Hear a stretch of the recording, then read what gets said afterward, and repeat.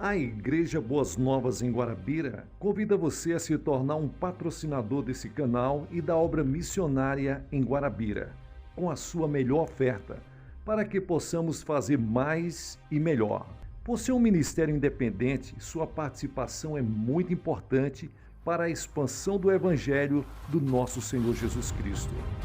Plante a sua semente de fé através do número da conta ou da chave Pix. Nós pegamos o nome dessa pessoa e colocamos no caderno de oração. Vamos para a mensagem de hoje. From our archives, the Billy Graham Classics. Hoje quero que você abra comigo o 4º capítulo do Evangelho de Lucas. 4º capítulo do Evangelho de Lucas, começando com o versículo 16. Lemos estas palavras. E chegou Jesus a Nazaré, onde fora criado, e como era de seu costume, entrou na sinagoga no sábado e levantou-se para ler. E foi-lhe entregue o livro do profeta Isaías. E quando ele abriu o livro, encontrou o lugar onde estava escrito: O Espírito do Senhor está sobre mim, pelo que ele me designou para pregar o evangelho aos pobres. Ele me enviou para curar os quebrantados de coração, para pregar libertação aos cativos e recuperação da vista aos cegos, e libertar os oprimidos, para pregar o ano aceitável do Senhor. E ele encerrou o livro. Ele entregou novamente ao ministro e sentou-se. E os olhos de todos estavam na sinagoga, completamente voltados para ele. Este é o discurso da inauguração do ministério de Jesus Cristo. Ele tinha acabado de ser batizado por João Batista. Ele havia sido tentado pelo diabo no deserto. Agora, ele volta para a sua cidade natal, Nazaré, e diz: como era seu costume, ele foi à sinagoga. Observe como a Escritura dá a ênfase. Ele foi à sinagoga como era seu costume. Ora, a sinagoga foi um começo muito importante porque difundiu a adoração ao Deus vivo em muitas partes do Antigo Testamento. Eles costumavam adorar a Deus no alto das colinas, adoravam a Deus no templo onde os sacrifícios eram feitos. Mas agora construíram sinagogas para que as pessoas pudessem adorar em qualquer lugar, a qualquer hora. E Jesus foi à sinagoga e aqui está o que ele disse. Ele disse: por isto eu vim, para pregar o evangelho aos pobres. Ele não se referia aos pobres apenas fisicamente, mas às pessoas pobres espiritualmente. E aqui, no próprio Distrito de Colômbia, há muitas pessoas ricas, mas são pobres espiritualmente. E há muitas pessoas pobres em todo o mundo, mas a pobreza que vemos aqui não se compara à pobreza que vê em nenhum outro lugar, em Bangladesh ou na Índia, ou em alguns países da África, e eu tenho a certeza que há muitas pessoas pobres. Mas Jesus foi falando também da pobreza espiritual. Você pode ser uma pessoa rica de bens materiais, com um grande poder de contas bancárias e ser pobre para com Deus. E muitos de nós aqui esta noite somos pobres para com Deus. E então ele disse: para curar os corações quebrantados. Quantas pessoas aqui esta noite têm seus corações partidos? Você se sente alienado? Você sente que não pertence a nenhum grupo? Alguns de vocês vieram para Washington em busca de trabalho e ainda não superaram essa solidão. E a você que está ouvindo a palavra de Deus nessa noite, Deus tem uma mensagem para você. Ele veio para pregar libertação aos cativos. Quem é este que pode trazer paz ao coração? A Escritura diz que naquela pequena sinagoga em Nazaré, os olhos de todos estavam voltados para Jesus Cristo, fixados em Jesus. Eles olharam para ele e viram nele a possibilidade de sua libertação e cura. A Escritura diz em Hebreus capítulo 12, considere-o. Vamos fixar nossos olhos em Jesus Cristo hoje. Quero que você o veja como ele é ensinado nas Escrituras. Primeiro, ele é o Cristo criativo. A Bíblia diz: todas as coisas foram feitas por ele e sem ele, nada do que foi feito se fez.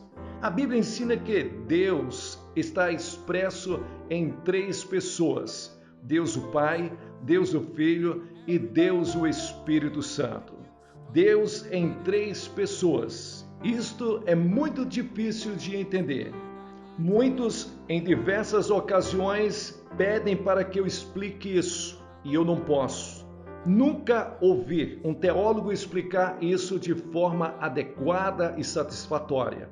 Somos ensinados nas Escrituras que Deus é um, manifestado em três pessoas. Mas a Escritura diz que Jesus Cristo criou tudo, o mundo inteiro. É difícil para nós acreditarmos nisso. Deus criou o homem e a mulher, Adão e Eva, no jardim do Éden, e os colocou num paraíso perfeito. Você olha para o mundo através de um telescópio e diz-nos hoje que estimamos mais de 8 milhões de galáxias e uma média de 10 a 20 mil milhões de estrelas e planetas em cada galáxia. Isso confunde a mente do ser humano. Nossas mentes não podem compreender nada desta forma tão forte e poderosa. Onde moro, na Carolina do Norte, moro na encosta de uma montanha, a quase 1.200 metros de altura. E as estrelas são tão brilhantes à noite. Saímos e olhamos para elas e penso que cada uma dessas estrelas é um planeta no nosso universo. Mas pense em 8 mil milhões de outros universos, de modo que os disparos que enviamos para Marte, para Urano, nem sequer começaram a tocar o nosso próprio universo. Muito menos estes 8 mil milhões. A magnitude de tudo isso. E a Escritura diz que Deus fez tudo. E então, ele não é apenas o Cristo criativo, mas também o Cristo compassivo. A Escritura diz que ele fez o bem. Ele fez os cegos verem, os aleijados andarem, os surdos ouvirem. Ele pegou os imorais e os purificou. Purificou os leprosos, acalmou as tempestades no mar. Nunca pediram ajuda a Jesus sem receber uma resposta. Sempre Jesus vai responder. E somos um mundo cheio de problemas, em busca de um propósito e significado para as nossas vidas. Qual é o propósito da vida? Por que você está aqui?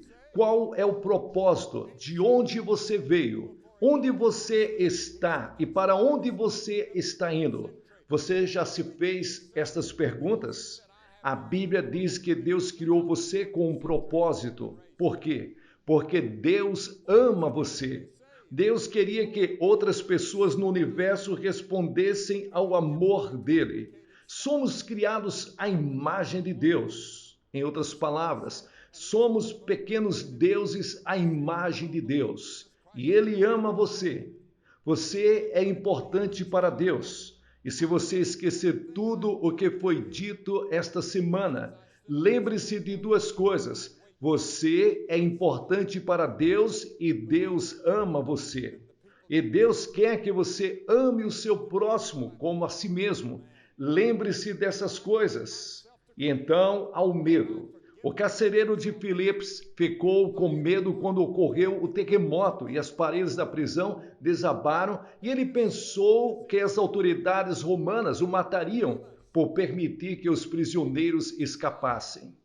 Mas o apóstolo Paulo, que era um dos prisioneiros, disse: não se machuque, não te faças nenhum mal, ainda estamos aqui. E esse carcereiro caiu tremendo por terra e disse: o que devo fazer para ser salvo? H.G. Wells disse antes de morrer em Oxford: essa é a maior questão do século XX. O que devemos fazer para sermos salvos? Por que ele disse isso? Tenho muito pouca esperança de que viveremos o século XX como raça humana. O que devemos fazer para sermos salvos? Paulo deu uma resposta muito simples. Ele não forneceu uma fórmula matemática científica muito complicada.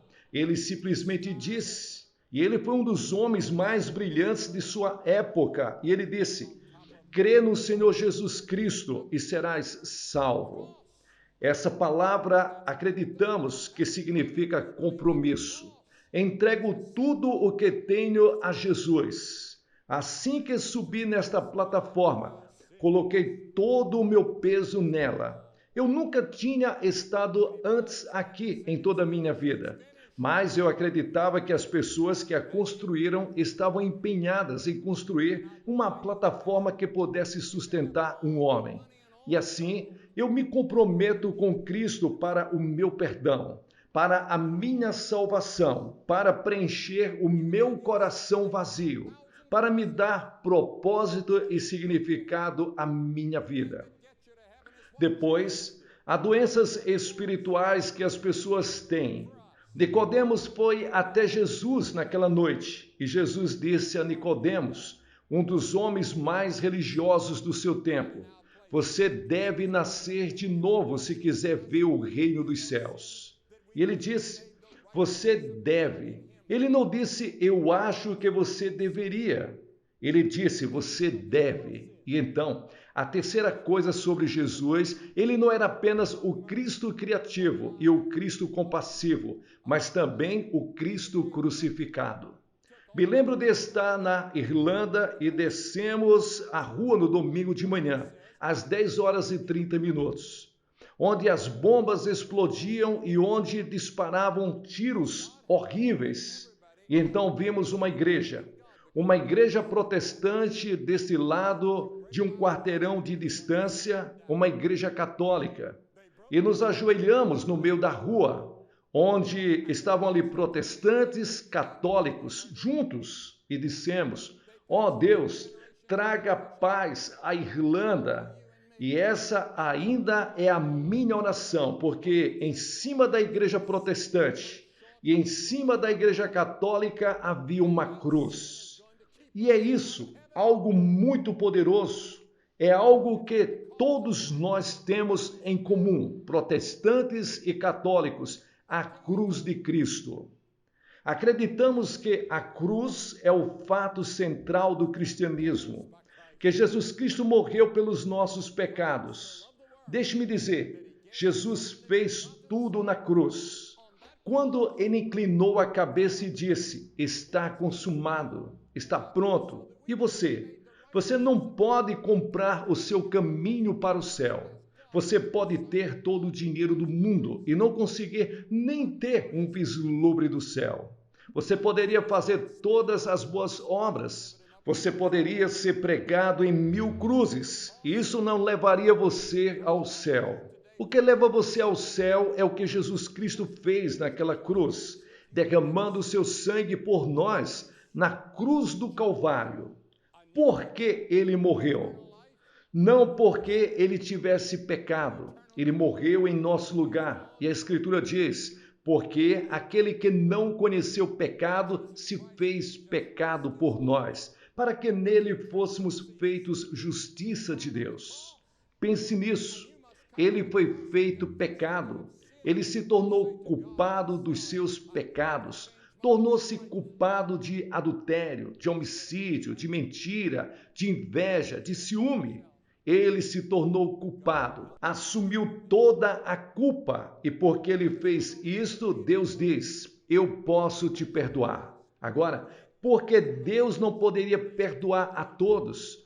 Se Deus tivesse perdoado a todos de qualquer maneira, ele não teria sido um Deus justo, porque Deus havia dito a Adão e Eva: no dia em que você comer desse fruto e quebrar a minha lei, você vai sofrer e vai morrer.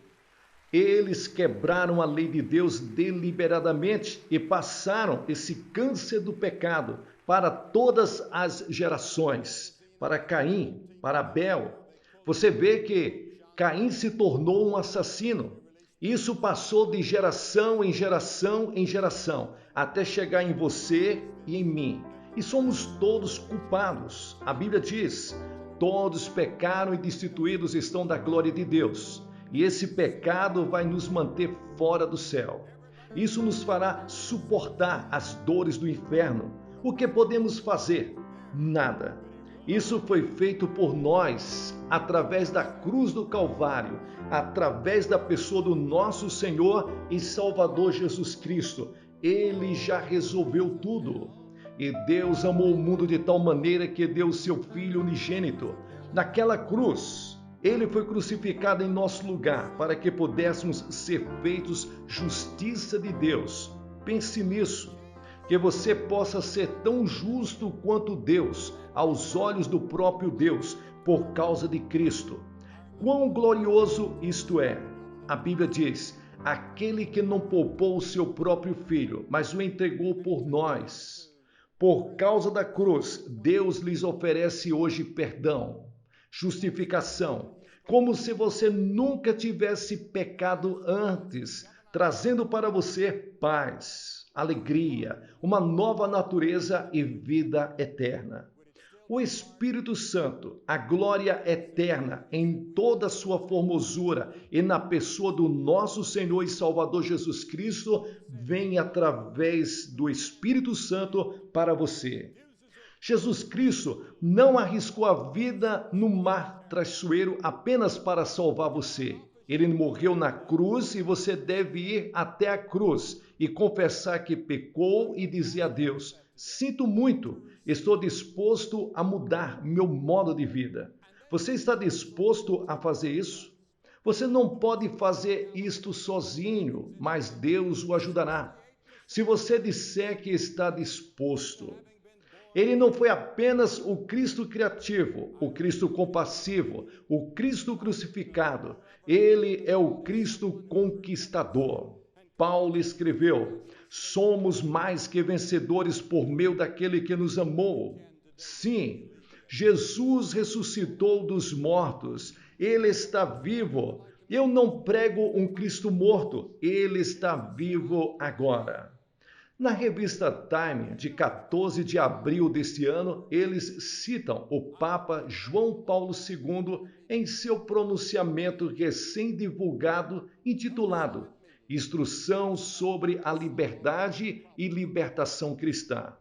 E ele diz isto, que a base da libertação é a crucificação e ressurreição de Cristo, que nos libertou do mal e nos trazendo para junto de Deus. Sim, o pecado foi destruído, a morte foi subjugada através da obra expiatória de Cristo Jesus na cruz do Calvário. Todos em Jerusalém naquele dia disseram que ele estava morto, mas as Escrituras dizem que ele foi sepultado, mas ressuscitou ao terceiro dia. E Jesus disse em Apocalipse capítulo 1, eu sou aquele que vivo e estive morto, e eis que estou vivo para todos sempre, e tenho as chaves do inferno e da morte. Pense nisso. Eu tenho as chaves do inferno e da morte. Você nunca precisa ver a morte eterna e o inferno eterno, porque eu tenho as chaves, disse Jesus. Eu vim para te libertar. Deixe-me fazer isto. Eu vim para te perdoar. Deixe-me fazer isto. Me lembro de uma vez que eu estava no Tennessee e o governador do Tennessee, na época, se chamava Frank Clement. Nunca esquecerei isto. E ele me levou à prisão para falar com 21 pessoas no corredor da morte. E eu falei com eles. E ele falou com eles. E eu perguntei a ele e disse: governador, se você perdoasse um daqueles homens e ele o rejeitasse, ainda seria alguém digno do perdão? E ele disse: não. Ele disse: tivemos um exemplo disso, que foi levado ao tribunal há alguns anos neste estado. Ele disse: se você oferece perdão a um homem que está no corredor da morte, condenado, e ele se recusa, Os tribunais decidiram que a sentença deve ser executada. Ouça isto: Deus lhes oferece perdão hoje, mas você deve reconhecê-lo, recebê-lo e aceitar o perdão de Deus. Eu vou pedir que você faça isto hoje, para recebê-lo, e então ele também é o Cristo contemporâneo. A mais recente pesquisa Gallup com os americanos indica que 68% dos americanos professam ter nascido de novo. Não sei quantos deles são genuínos, mas sei que quem nasce de Deus é alguém que se arrependeu do pecado e confessou Jesus Cristo como Senhor e Salvador. Você já fez isso? Você pode hoje, antes de sair daqui, dizer: eu aceitei Jesus Cristo de todo o coração, de toda a minha alma e entreguei toda a minha vida a Jesus Cristo? Isto pode acontecer hoje. É disso que se trata esta cruzada. E o último ponto que gostaria de salientar é que ele é o Cristo que vem. Jesus disse: eu voltarei. Você conhece alguém que possa resolver os problemas do mundo? Estarei orando pelos homens que estão reunidos hoje em Tóquio, tratando dos assuntos mundiais. Mas nenhuma reunião de cúpula jamais resolveu todos os problemas do mundo. Li hoje no jornal que mais de 40 guerras estão acontecendo no mundo. Mas e o que dizer do terrorismo? Do que as pessoas estão fazendo? E você conhece alguém que vai resolver isso?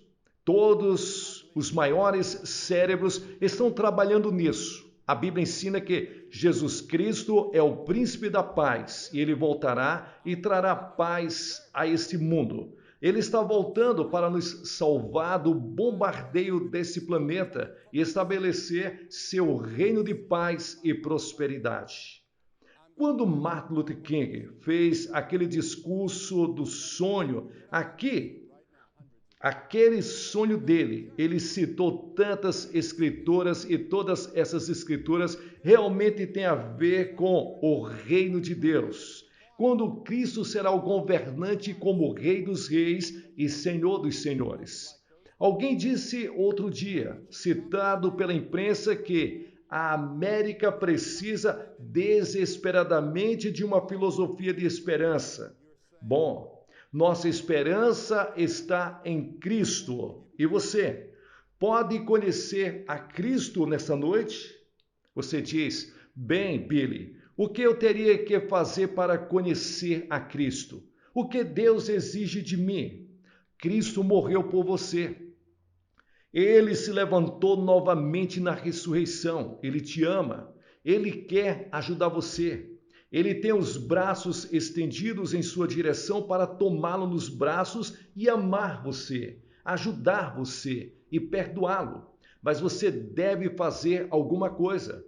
Você deve se arrepender de seus pecados. E a palavra arrependimento significa mudar. Mudar de ideia sobre ele. Mudar de ideia sobre si mesmo. Isso significa que você está disposto a começar a viver uma nova vida. Você está indo nesta direção e começa a seguir uma nova direção. Agora, Deus tem que te ajudar até no arrependimento, porque você não consegue fazer isso sozinho. E então, a segunda coisa, você deve recebê-lo pela fé. Pela fé. Você nunca entenderá tudo intelectualmente. Se você esperar até poder entender tudo intelectualmente, você nunca chegará ao ponto que Deus deseja. A Escritura diz: pela sabedoria os homens não podem conhecer a Deus. Você vem com a mente, mas também vem com o coração. Mas principalmente isso diz respeito à sua vontade. Me lembro de quando me casei. Ficamos diante do pastor na pequena igreja presbiteriana da Carolina do Norte.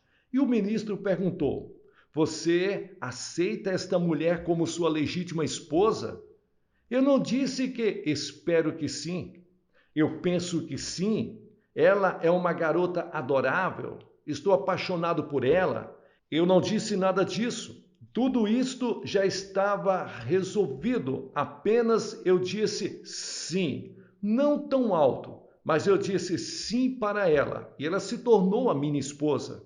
Da mesma forma você diz a Cristo: eu te recebo como meu Senhor e Salvador Jesus Cristo. Essa é a sua emoção. Então você ouve um pouco mais e diz: bem, eu aceito, eu assumo esta responsabilidade. Não vejo nenhuma outra filosofia no mundo comparável a ela. Não vejo nenhuma outra religião que possa fazer mais. Acredito que esse seja o caminho certo, mas você realmente não vem a Cristo até que diga: eu irei, eu seguirei, eu servirei, eu me renderei a Ele, eu irei com a ajuda dEle, deixando meus pecados e recebendo Jesus Cristo em meu coração pela fé. Vou lhes pedir que faça o que vimos milhares de pessoas fazerem. Vou pedir que você se levante agora mesmo. Centenas de vocês. Você pode ser um membro da igreja. Você pode ser um professor da escola dominical. Você pode ser uma boa pessoa. Mas no fundo, você não tem a certeza da salvação. Ontem à noite, perguntei ao coro e muitos deles disseram que não tinha certeza de seu relacionamento pessoal com Jesus Cristo. Eu gostaria que as pessoas viessem hoje. Eu quero que você venha e fique na frente desta plataforma. E quando você chegar e ficar diante desta plataforma, venha de forma calma e reverentemente. E você vai estar dizendo: eu abro meu coração para Jesus Cristo. Quero que Ele me dê paz, alegria e perdão. Quero saber que vou para o céu. Quero saber que meus pecados estão perdoados. Se você estiver com amigos ou parentes, eles vão esperar. Se você veio com um grupo, eles vão esperar por você. E depois que todos vocês vierem aqui, vou dizer-lhes uma palavra e vou orar com vocês e dar a cada um de vocês literatura que possam levar para casa, estudar, e isso vai ajudar você em sua vida cristã. Mas você se levanta e vem, centenas de vocês, homens, mulheres, jovens, quem quer que seja, venham todos. Você vem. Deus está falando com você hoje. Rapidamente saia do seu lugar. Nós vamos esperar. Para você que está lá atrás, vai levar alguns minutos para você chegar aqui. Não deixe que a distância o impeça de vir. Você esteve assistindo através daquelas telas ali atrás. Você se levanta e vem. Nós vamos esperar por você.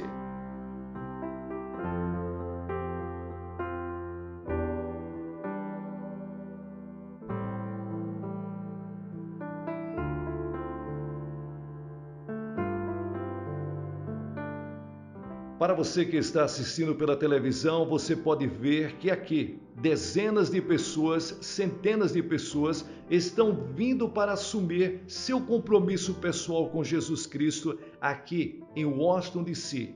Você pode assumir esse compromisso aonde você estiver, em um quarto de hotel, em uma sala, no seu quarto, talvez em um bar, em qualquer lugar. Você precisa vir a Cristo. E a minha oração é que nessa noite você assuma esse compromisso junto com tantas pessoas que estão vindo em nossa direção. Que Deus o abençoe e o ajude a fazer isto. Certifique-se de no próximo domingo estar em uma igreja. Que Deus te abençoe. Pessoal, aqui é o pastor Gilson Soares, da Igreja Boas Novas, em Guarabira, na Paraíba, fazendo aqui as locuções do reverendo Billy Graham. Você que chegou até o final deste vídeo, dê um like para abençoar este canal. Veja se você já está inscrito no canal Boas Novas Guarabira. E considere plantar uma semente de fé através da chave Pix ou do número da conta, para que possamos fazer mais e melhor. Que Deus te abençoe ricamente. A partir desse mês de abril de 2024, nós vamos estar realizando uma série de cruzadas evangelísticas, visando a salvação das almas. Ore por nós. Que Deus te abençoe. sucesso na sua caminhada.